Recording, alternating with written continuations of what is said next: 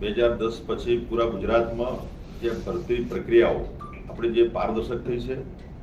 એ 1 થી 5ની હોય, 6 થી 8ની, 9, 10 અને 11, 12 પછી 6 થી 8માં જે થોડી આપણી કોર્ટ મેટર બની એટલે થોડી પેન્ડિંગ થઈ છે અને એને પણ તમામ જે આપણા જે ઉમેદવારો છે એમને સાંભળવાની પ્રક્રિયા લગભગ પૂર્ણ થવાના આરે છે અને એના પછી આપણે એમાં આગળ વધીશું. અને બાકીની જે આપણે જે વાત કરી છે જે જગ્યાઓ ખાલી રહી છે, વેઇટિંગ લિસ્ટ આપણે ઓપરેટ કરવાનું, એના માટે પોર્ટલની અમે વ્યવસ્થા કરીએ છીએ. આપણી વ્યવસ્થા છે, ભરતી પ્રક્રિયા પારદર્શક છે,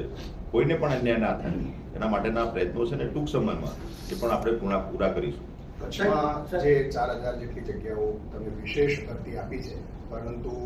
આટલી બધી ભરતી સાથે હોવાના કારણે ઉમેદવારો જે નિયમો છે એ નિયમો પ્રમાણે તમને ઉમેદવારો નથી મળતા, તો એમાં શું કંઈ આગળ વધારવાના છો? ઉમેદવારો જે છે એ અમારી પ્રક્રિયા અત્યારે હાલમાં ચાલુ જ છે. હવે એ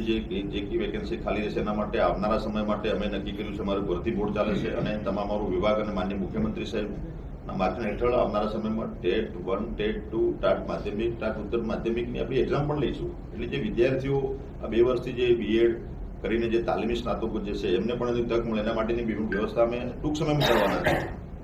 સર, એસટીના જે વિદ્યાર્થીઓ